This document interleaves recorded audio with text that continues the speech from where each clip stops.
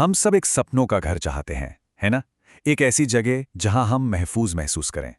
लेकिन क्या हो अगर वही घर एक जीते जागते बुरे सपने में बदल जाए? आज जो कहानी हम जानने वाले हैं वो एक ऐसे ही परिवार की है। और यकीन मानिए, इसका सच किसी भी हॉरर फिल्म से कहीं ज्यादा डरावना है। ये तुम्हारा घर नहीं है। जरा सोचिए, आप अपने ही घर में घुसने की कोशिश कर रहे हैं, दरवाजा तोड़ रहे हैं और अंदर से कोई आपको ये लाइन बोलता है। बस यही वो पल था जब जेम्स और उसके परिवार की दुनिया हमेशा हमेशा के लिए बदल गई। तो ये सब शुरू कैसे हुआ? चलिए कहानी की शुरुआत में चलते हैं। साल था 2019, जब जेम्स और ब्रिटनी अपने 2 बच्चों के साथ एक नई जिंदगी शुरू करने के लिए हवाई के खूबसूरत शहर होनोलुलु पहुंचे। तो ये हैं जेम्स और ब्रिटनी। जेम्स जो यूएस नेवी में था, बिल्कुल शांत अपने में रहने वाला इंसान, और दूसरी तरफ ब्रिटनी, उतनी ही जिंदा दिल, जिसे कहते हैं ना, क्रेजी और एनर्जी से भरपूर। बिल्कुल अपोजिट। स्कूल के कई सालों बाद ये दोनों फिर से मिले। देखिए, जेम्स के 2 बच्चे थे और उसे उनके लिए एक माँ चाहिए थी, और ब्रिटनी, वो हमेशा से माँ बनना चाहती थी। तो कह सकते हैं कि किस्मत ने ही उन्हें एक परफेक्ट परिवार बनाने के लिए मिलाया था। तो इसी नए परिवार की शुरुआत के साथ जेम्स की नेवी में पोस्टिंग उन्हें हवाई ले आई। एक खूबसूरत जगह पर एक नई शुरुआत, है ना?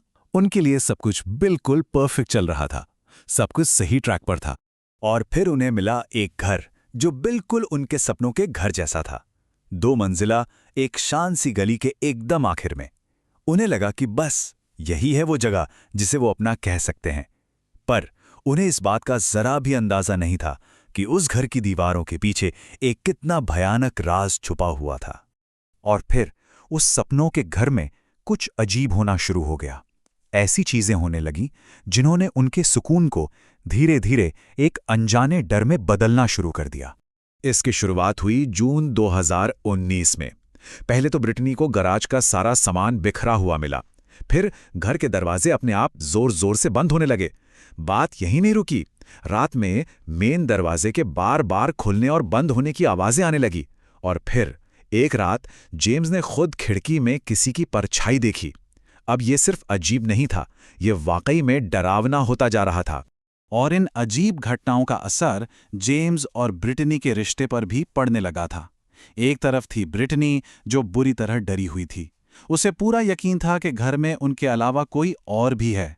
पर दूसरी तरफ था जेम्स, जिसे लगता था कि ये सब या तो हवा की वजह से हो रहा है, या बच्चे शरारत कर रहे हैं, या फिर ये सब बस ब्रिटनी का वहम है। लेकिन फिर एक दिन कुछ ऐसा हुआ जिसने जेम्स को भी सोचने पर मजबूर कर दिया। लिविंग रूम से एक कंबल गायब हो गया। अजीब था, पर हो सकता है कहीं रख दिया हो। लेकिन जब वो लोग कुछ घंटों बाद घर लौटे, तो वही कंबल सोफे पर एकदम परफेक्ट तरीके से फोल्ड करके रखा हुआ था। बस यही वो पल था जब दोनों ने फैसला किया कि उन्हें कुछ दिनों के लिए इस घर से दूर चले जाना चाहिए। लेकिन घर से कुछ दिन दूर चले जाना इस प्रॉब्लम का सल्यूशन नहीं था, क्योंकि जब वो वापस लौटे तो उनका सामना उस खौफनाक हकीकत से हुआ जिसकी उन्होंने सपने में भी कभी कल्पना नहीं की थी। तारीख थी 20 सितंबर 2019। परिवार इस उम्मीद में घर वापस आया कि शायद अब सब ठीक हो गया होगा, सब नॉर्मल होगा। पर जो होने वाला था वो उनके किसी भी बुरे सपने से कहीं ज्यादा भयानक था। घर पहुंचते ही उन्हें समझ आ गया कि कुछ बहुत गलत है। जेम्स की मोटरसाइकिल सड़क पर गिरी पड़ी थी। उन्होंने जैसे ही गैराज का दरवाजा खोला, अंदर का नजारा दिल दहला देने वाला था। हर एक चीज तोड़ी फोड़ी हुई, चारों तरफ बिखरी हुई। ऐसा लग रहा था जैसे घर के अंदर कोई तूफान आया हो। जेम्स गुस्से से भर गया। उसने एक हथौड़ा उठाया और सीधे मेन दरवाजे की तरफ बढ़ा। दरवाजा लॉक तो था, पर ऐसा लग रहा था जैसे कोई उसे अंदर से भी पकड़कर खींच रहा है। जेम्स ने दरवाजे की एक दरार से अंदर झांका और उसकी आंखें मिली अंदर खड़े एक अनजान आदमी से। उस आदमी ने एकदम शांत आवाज में कहा, "ये तुम्हारा घर नहीं है।" बस ये सुनते ही जेम्स का खून खौल उठा और उसने पूरी ताकत से दरवाजा तोड़ दिया, जबकि ब्रिटनी घबराहट में 911 को कॉल कर रही थी। अब पुलिस के आने का इंतजार करते हुए परिवार ने हिम्मत करके घर के अंदर कदम रखा, और अंदर जो उन्हें दिखा वो किसी मामूली चोरी या तोड़फोड़ से कहीं ज्यादा, बहुत ज्यादा भयावह था। घर का कोना कोना तहस नहस था, लेकिन मास्टर बेडरूम की हालत सबसे ज्यादा अजीब और डरावनी थी। वो अब एक बेडरूम नहीं लग रहा था। ऐसा लग रहा था जैसे उसे किसी खतरनाक प्रयोग के लिए एक वर्कशॉप में बदल दिया गया हो। जरा इस सीन को इमेजिन कीजिए। उनके अपने बिस्तर पर एक तौलिया बड़े करीने से बिछा हुआ था। उस तौलिए पर एक चाकू रखा था। पास में कुछ अजीब से केमिकल्स, दवाएं और किताबें पड़ी थीं जो उनकी नहीं थीं। और सबसे ज्यादा चौंकाने वाली बात, उनका पुराना टूटा हुआ लैपटॉप जो सालों से बंद पड़ा था, अब वो पूरी तरह से काम कर रहा था। जेम्स ने जैसे ही लैपटॉप उठाया तो देखा कि स्क्रीन पर एक डॉक्यूमेंट खुला हुआ है और उस डॉक्यूमेंट का टाइटल था द ओमनिवोर ट्रायल्स।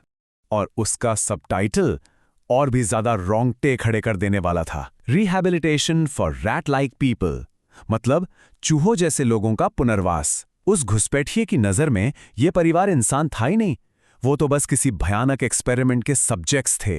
वो डॉक्यूमेंट असल में एक डायरी थी और उसमें उस परिवार की हर एक छोटी बड़ी हरकत का ब्यौरा था। उनकी प्राइवेट बातें, उनके सोने जागने का टाइम, सब कुछ। और उस डायरी के आखिर में लिखा था कि इस परिवार को पुनर्वास यानी सुधार की जरूरत है। और सुधार का तरीका था उन पर कई सर्जरी करना, जिसमें उनके हाथ पैर काटना और यहां तक कि जेंडर बदलना भी शामिल था। बिस्तर पर रखा वो चाकू, वो केमिकल्स, वो दवाएं, वो सब उसी भयानक प्लान का हिस्सा थे। तो इस खौफनाक रात के बाद क्या हुआ, उस परिवार का क्या हुआ, और सबसे बड़ा सवाल, आखिर कोई ऐसा क्यों करेगा? चलिए अब इस कहानी के आखिरी और शायद सबसे परेशान करने वाले हिस्से की तरफ बढ़ते हैं। पुलिस ने उस घुसपैठिए को गिरफ्तार कर लिया। उसका नाम था इज़ेकियल ज़ायस, उम्र सिर्फ 23 साल। जब जांच हुई तो जो पता चला वो और भी हैरान करने वाला था। वो हफ्तों से उसी घर के ऊपर वाले बाथरूम में छिप कर रह रहा था और वहीं से पूरे परिवार पर नजर रखे हुए था। इस एक घटना ने हर किसी की जिंदगी को पूरी तरह से बदल दिया। वो परिवार, वो इतना डर गया कि रातों रात हवाएं छोड़कर कहीं चला गया। आज वो कहाँ है इसके बारे में कोई नहीं जानता। और इज़ेकियल ज़ायस, उसे गिरफ्तार किया गया, लेकिन जेल में उसने अपने ही सेलमेट की हत्या कर दी।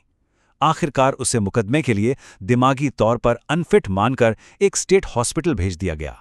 तो सवाल आज भी वही है, इज़ेकियल ज़ायस ने ये सब क्यों किया? उसका असली मकसद क्या था? वो उस परिवार के साथ आखिर करना क्या चाहता था? ये वो सवाल हैं जिनके जवाब शायद हमें कभी नहीं मिलेंगे। और सच कहूं तो यही बात इस सच्ची कहानी को किसी भी फिक्शन से कहीं ज्यादा डरावना बना देती है।